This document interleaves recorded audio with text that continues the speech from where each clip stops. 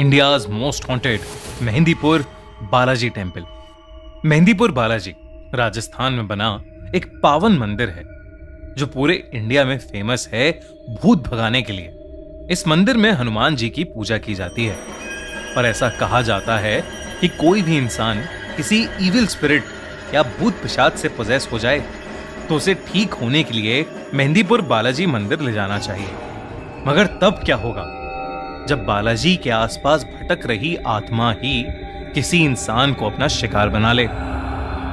अर्शी एक struggling film maker थी जो न जाने कितने वक्त से अलग अलग प्रोड्यूसर्स को कांटेक्ट करके उनसे काम मांगने की कोशिश कर रही थी, मगर छोटे मोटे काम के अलावा अर्शी को कोई काम नहीं मिल पा रहा था।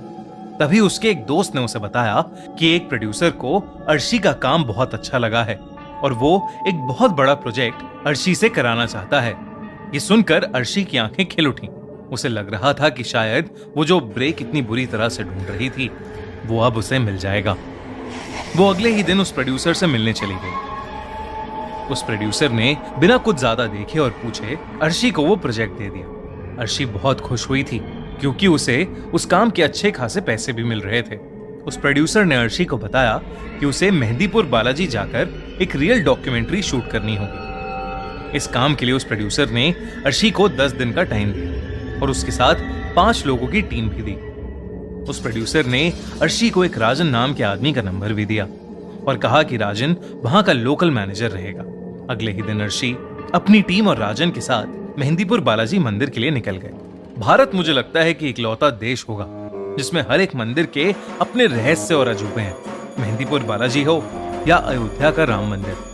2017 के इस आर्टिकल के अकॉर्डिंग अयोध्या राम मंदिर की प्रेडिक्शन एक एस्ट्रोलॉजर ने सुप्रीम कोर्ट के वर्डिक्ट से 2 साल पहले ही कर दी थी। प्रेडिक्शन थी कि 2024 के जनवरी महीने में मंदिर बन जाएगा और ठीक ऐसा ही हुआ।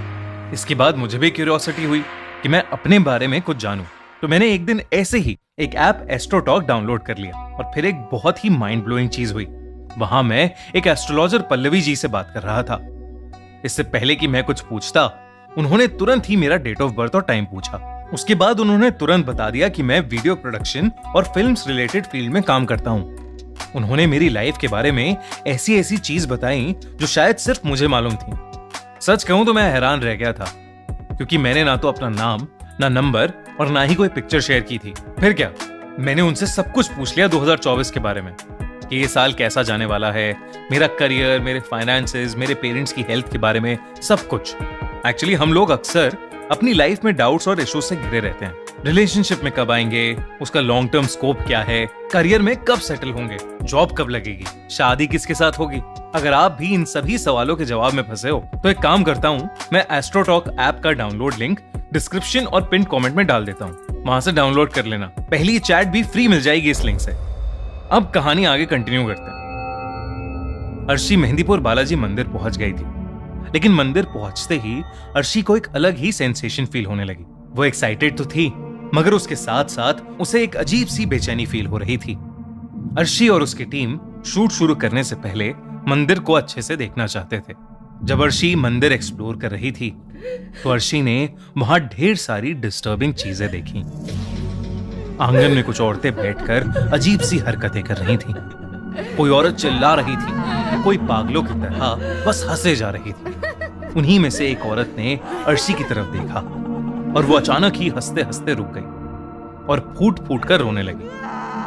अर्शी वहां से तुरंत आगे चली गई। चलते चलते अर्शी मंदिर के बीच में लगे पेड़ के पास आ गई। उसने देखा कि वहां एक बूढ़े बाबा बैठे ध्यान में लगे थे। अर्शी वहां से जा ही रही थी पर तभी बाबा ने उसे आवाज लगाई। अर्शी एकदम से चौंक गई और वहीं रुक गई। उन बूढ़े बाबा ने आंखें खोली और अर्शी को घूर कर देखा। उन्होंने उससे कहा, बालाजी के मंदिर में कई चमत्कार भी होते हैं लेकिन कई खौफनाक चीजें भी। ये कहते ही वो बाबा अजीब ढंग से हंसने लगे। अर्शी के साथ मौजूद राजन उसे वहां से ले गए। राजन ने अर्शी को बताया कि अगर कोई उसका नाम पुकारे तो पलट कर नहीं देखना। मंदिर के अंदर जो प्रसाद मिले उसे घर लेकर बिल्कुल भी मत जाना। अर्शी ने ऐसी बातें पहले भी सुनी थी।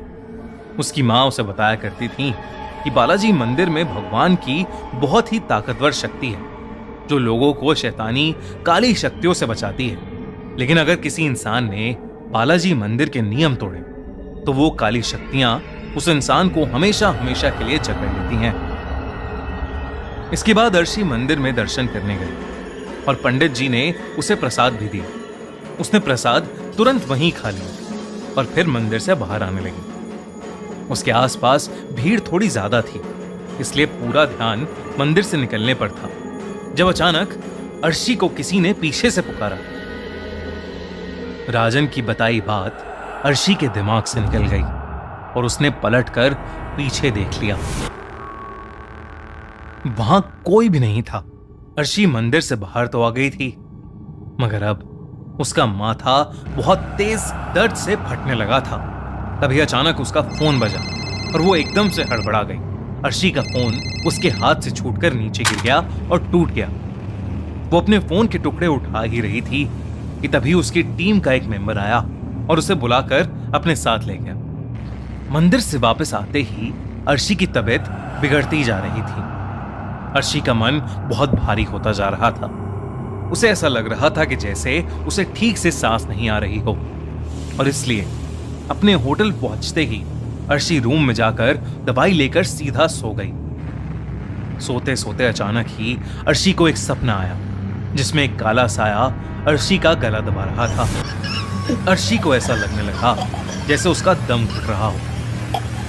अचानक अर्शी की नींद खुल गई। वो पसीने में लथपथ हांफते हुए उठी और बाथरूम में जाकर अपने मुंह पर छींटे मारने लगी। जब वो बाथरूम से बाहर आई तो उसके दिल की धड़कन एक बार को रुक सी गई, क्योंकि उसने देखा कि उसका शरीर तो बिस्तर पर लेटा सो रहा था। उसे कुछ समझ नहीं आया कि आखिर उसके साथ ये क्या हो रहा था। वो बार बार अपने शरीर को छूने की कोशिश कर रही थी, मगर किसी हवा के झोंके की तरह उसका हाथ शरीर से आर पार हो रहा था। अचानक ही उसे एक अजीब सी आवाज आने लगी, किसी के बहुत तेज सांस लेने की आवाज। अर्शी ने मुड़कर देखा तो उसके बाथरूम की लाइट्स फ्लिकर हो रही थी। वो बाथरूम की तरफ गई तो वहां कोई भी नहीं था, मगर वो जैसे ही मुड़ी उसने देखा कि उसका शरीर अब बिस्तर पर बैठा हुआ था। उसके बालों ने उसके चेहरे को कवर किया हुआ था और वो तेज सांसें लेने की आवाज अर्शी के शरीर से ही आ रही थी। वो जैसे ही अपने शरीर के पास गई, अचानक से उसके शरीर ने अपना सर उठाया और अर्शी का दिल बुरी तरह दहल उठा। अर्शी का चेहरा किसी चुड़ैल जैसा लग रहा था, और तो और उसके चेहरे पर नाक या होठ नहीं थे, सिर्फ 2 लाल आंखें थीं। ये देखकर अर्शी बहुत जोर से चिल्लाई और उसने अपनी आंखें बंद कर लीं। जब उसकी आंखें खुली तो वो अपने बेड पर ही थी। उसे रियलाइज हुआ कि वो तो बस एक सपना देख रही थी, मगर वो सपना बिल्कुल असली जैसा था। अगले दिन से अर्शी और उसकी टीम ने मेहंदीपुर बालाजी के मंदिर के आसपास शूटिंग शुरू कर दी। उन्होंने फिर से वहां कई सारे पोजेस्ड लोगों को देखा और उनका एग्जॉर्सिज्म होते हुए भी देखा। 4 दिन तक उन्होंने यही सारी शूटिंग की और बड़े बड़े पुजारियों का इंटरव्यू लिया। अर्शी वैसे तो अपने काम में खूब मन लगा रही थी, मगर उसकी तबीयत 4 दिन से काफी खराब हो रही थी और उसके पूरे शरीर पर रैशेस भी हो गए थे। जब अर्शी मंदिर के सबसे बड़े पुजारी का इंटरव्यू लेने पहुंची तो उन्होंने उसे कमरे के अंदर आने से मना कर दिया और उन्होंने हड़बड़ी में मंदिर के स्टाफ से अर्शी को एक रूम में बंद करने को कह दिया। उस पुजारी ने बताया कि अर्शी पर किसी बहुत बुरी आत्मा का साया पड़ गया था और उसके शरीर के रैशेस कोई बीमारी नहीं, बल्कि धीरे धीरे उसके शरीर पर उस काली आत्मा के बढ़ते हुए कब्जे के निशान थे।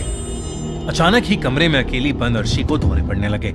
उसकी आंखें एकदम लाल हो गईं और उसके शरीर के निशान अब पूरी तरह उसकी बॉडी पर फैल गए थे। अर्शी बेहद डरावनी लगने लगी थी। वो बार बार दरवाजे पर अपना सर मारकर दरवाजा पीटने लगी और अचानक से वो एक आदमी जैसी भारी आवाज निकालने लगी। वो उसी शैतानी आवाज में पुजारी को गाली देने लगी। पुजारी अपने साथ कुछ और पंडितों को लेकर उस कमरे में गए और अर्शी का एग्जॉर्सिज्म यानी झाड़ फूक करने लगे। ये पूरा प्रोसेस अर्शी की टीम रिकॉर्ड कर रही थी। अर्शी पूरी तरह पोजेस हो गई थी। वो बार बार अपना सर जमीन पर पटक रही थी। अचानक ही अर्शी बिल्कुल कंट्रोल से बाहर हो गई। पहले तो उसने अपनी टीम के कैमरे लिए और वो जमीन पर पटक कर तोड़ दिए, और फिर उसने वहां मौजूद एक पुजारी का गला पकड़ लिया और उससे हवा में उठा लिया। लेकिन बड़े पुजारी ने फौरन ही उस पर लाल मिर्च डाली। अर्शी ने पुजारी का गला जैसे ही छोड़ा, सबने उसे पकड़कर चेन से बांध दिया। 2 दिन तक एग्जॉर्सिज्म करने के बाद अर्शी के अंदर से वो काली आत्मा निकली। अर्शी ठीक तो हो गई, लेकिन वो बहुत कमजोर हो गई थी। उसे अपना एग्जॉर्सिज्म बिल्कुल याद नहीं था, मगर अपनी टीम की बातें सुनकर वो हैरान रह गई। इस इंसिडेंट के बाद अर्शी को उस डॉक्यूमेंट्री प्रोजेक्ट से हटा दिया गया और अर्शी ने फिल्में बनाने का सपना हमेशा हमेशा के लिए छोड़ दिया। पर अर्शी कभी समझ नहीं पाई कि उसके साथ ये सब क्यों हुआ और कैसे। आपको क्या लगता है?